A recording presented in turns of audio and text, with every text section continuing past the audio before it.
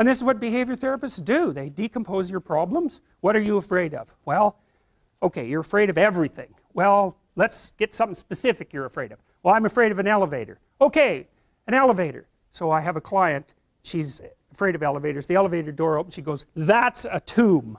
And I thought, oh, wow, I thought it was an elevator. But for you, it's not a bloody elevator. It's death. And so that's what you're afraid of. It's worse than that. You're afraid of being trapped inside there in the dark, alone, not knowing if anyone is going to rescue you, stuck there with your damn imagination, freaking out. It's like, and if that's not, and then maybe you have a heart attack because you're so terrified and you die. It's like, you know, so that's the elevator. Well, it's no bloody wonder no one's going to get into something like that. And then maybe underneath that is your distrust in the mechanisms of society, right? Because, you know, a normal person, those weird creatures, they'll get an elevator, what the hell, they don't care. And partly it's because they have an implicit belief, even if the thing stops, somebody will come along and rescue them. And usually you don't even think about it, right? It's like, oh, what the hell, it's an elevator. It's like, the danger is invisible to you. And it's partly because you implicitly trust the structure. And so maybe you go into the unconscious presuppositions of the person who is terrified of the elevator and the subways, and you find out they have a real problem with trusting authority, and that's partly why they don't get along with their husband and why they've never been able to stand up for themselves. So then you say, okay, well, you're afraid of the damn elevator, but it's not an elevator, it's a tomb, and the tomb is partly you and it's partly the elevator and partly your unconscious mind. And so, well, what can you handle? Can you go and look at an elevator from 10 feet away? It's like, yes. Okay. How about 9 feet away? Yes. 5 feet? Yes. 4 feet? No. Okay, no problem. 4.5 feet. We're going to go from that elevator, and we're going to look at the damn thing until you're bored of it. Because that's what we're trying to, you should be bored of the elevator. Because then you're not afraid of it, obviously. It's like, it's an elevator. You just don't notice it, right? All these things around here that you don't notice, I'd take you out of here and ask you what color the walls are. You haven't got any idea. You know, I suspect for most of you, there's not a chance you'd be able to identify the gender of the person who's sitting next to you, unless you know them. It's like, you just don't remember anything. And why should you? Everything works. Like, you don't have to pay attention to it. It's like, is that staying up? Yeah, it's still up. Yeah, still up. Still up. It's like, really? No. No, you get bored of that real quick, and so then you just ignore it. But the agoraphobic has had that veil of ignorance torn away, and what they see behind it is mortal threat, and so that's really what you're helping them deal with. And so this week they're 4.5 feet from the elevator, next week they're a foot from the elevator, and the week after that the horrible gates of hell open and they look inside and they don't run, and so hey, they're tougher than they thought they were. And that's what you're teaching them, actually. You're not teaching them that the world isn't dangerous, because that's a stupid thing to teach someone. Bloody right, the world is dangerous. It's terrifying.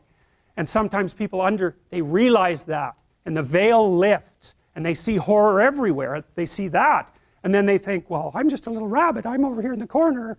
I can't move. I'm petrified. And then they can't move. They hide at home. They cower at home, because everything has become a predatory domain. And so what you teach them is, you're not as much of a rabbit as you think. And part of that is that you help them grow some teeth so that they can go home and have that fight with their husband that they should have had 25 years ago. And it happens very frequently with agoraphobic clients, that you get them so they can go on the damn elevator and they can go on the subway and they can take a taxi. And maybe they learn to drive. Wow. They get some autonomy, and then they're a little tougher, and so then they can stand up for themselves, and they go back, and like, their husband might not be very happy with any of this. Really, it depends on what sort of guy he is, you know. If he's a real tyrant, he might be just perfectly happy that he's married to someone who, you know, is afraid of her own shadow, because then she won't ever leave. And so that's a nasty little story, and believe me, it's not uncommon. So she gets tougher by facing what she fears. And what she finds out is there's a hell of a lot more to her than she thought. And that's really what happens when you do behavior therapy with someone who's agoraphobic. It isn't really that they get less afraid, it's that they get braver. That's way different. It's because brave is alert and able to cope. Naive is there's no danger. It's like, oh yeah, right, there's no danger. Jesus, what a stupid theory that is. Well, because consciousness, which is associated with light, is the builder of culture. And he rules over the walled city, and so he's the centering idea, you might say, that unites a culture. That's another way of looking at it. And he's got two hands. I describe them as security and tyranny, altogether order. And you know, if you're in a university, the U of T students complain about this all the time. There's 60,000 U of T students, right? They feel like numbers. They feel ignored. And no wonder, because they're numbers and they are ignored. It's no wonder they don't feel that way.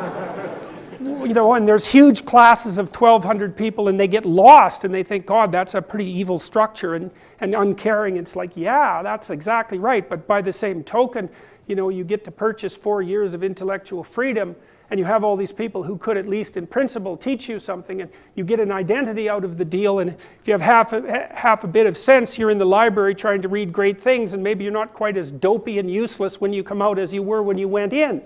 And so it takes with one hand and gives with the other, and you got to understand that about your position in relationship to society. It crushes you and molds you at the same time. It limits you and furthers your capability at the same time. And it's up to you to determine how to establish a harmonious and productive relationship with that, because that's one of the fundamental demands of life. And that sort of splits into these two things. Whoop. That's the king who devours his son. I love that picture. And that's a society that's become tyrannical, right? And the son of the king is the thing that regenerates the king. The king's old and he's blind and he's stupid and he's corrupt and he has a son, and the son is lively and awake and alert and can see. And if the father's not pathological, then he tries to make the son strong so that the son can grow up and revitalize the culture. And if he's a tyrant, well, then he devours him, and then he gets old and corrupt and everything goes into chaos. And then there's the benevolent king who's got that properly balanced, and you see in this picture he's got a globe in his hand with a cross on top of it, and that means the same thing that that other symbolic image did, which is that the proper society supports the suffering individual in his or her attempts to transcend their suffering and attain a proper ethical perspective. And then the son of the father is the hero. That's Hercules. I really like that picture. So Hercules goes out into the darkness and he's got this container, and maybe you can think of that container as a cultural artifact, you know, because the culture protects you from chaos. And then the question is, what are you supposed to do with that protection? And the answer is, you're supposed to wear the garb of the lion, right? That's the king of the beasts, so that's supposed to be you. And you're supposed to go out there into the darkness with your bloody eyes open so you can discover what's in the darkness and share it with everyone else. And he's got a club there in his hands, and the club is covered with eyes. Those are eyes, not barbs. And what that means is that you should bloody well pay attention, and that, well, the other element of that that's not expressed in that image is that you should also speak carefully. Pay attention and speak carefully. And then you're the proper son of the proper father, and you can keep things functioning. And that makes you into this, right? So the city is always threatened. It's always corrupt and threatened. And there's always something outside that's going to take it down. Always. And that's what's represented by the dragon. That little twist in its tail is something that represents infinity. And the courageous individual goes out of the damaged city to confront the dragon of chaos and to gain something valuable as a consequence. And that's what human beings are supposed to do. That's our destiny, that's our soul, that's a better way of thinking about it. And some of that terrible dragon is just the catastrophe and suffering of life and our continual attempts to transcend it, but a tremendous amount of it is also the malevolence and the evil that exists in our own hearts and in society, and perhaps to some degree even in the world itself. You're supposed to wake up and strengthen yourself and stand up properly and fortify yourself, so that you're a light that can shine in the darkness, and that's something that can withstand malevolence and tragedy. And what's your alternative? You're going to let life crush you and make you weak and make you resentful and bitter and then murderous? You'll take out your rage on everyone you can, and it'll only be limited by your capacity to obtain power. That's not a good thing. And so it's this way or a way that leads directly to hell, and we've certainly seen that plenty of times in the last 100 years, and you'd think we might have learned our lesson. But it takes a lot for people to learn, and we're in danger of repeating exactly the same mistakes again. So, you know, it's one thing to complain about the political polarization, and it's another thing to point fingers at the postmodernists and the neo-Marxists, even though they roundly deserve it in my estimation. It's another thing to try to figure out what the proper alternative is, and the proper alternative is not, in my estimation, to contribute to political polarization. It's not good, and it's not that the radical right is the solution to the radical left. It's just another catastrophe. And the only solution that I've been able to figure out, and this is as a consequence of much reading and much thinking, is that it's up to the individuals in our society to sort themselves out and to strengthen themselves and to become wise and alert and to shoulder the responsibility of being and the demand, the ethical demand to push back malevolence in their own hearts and in their society.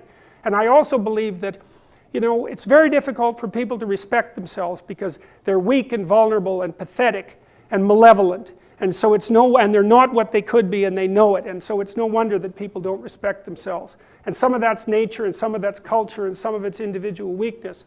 But one of the things that I've learned, and it's about the only optimistic thought I've ever come across, is that if you have enough courage to forthrightly accept the fact that you're vulnerable and malevolent, and you're willing to do something about it to overcome it, you can develop enough respect for yourself so that the terrible weight of being will not make you malevolent and corrupt. And I don't think that you have anything better to aim for unless you want blood in the streets and a pathetic life. And so you might as well straighten up and get your act together, and maybe we've got some chance of getting through this intermediary period of chaos that we all face and make something better out of it instead of something worse. So that's what I have to say about that. So thank you.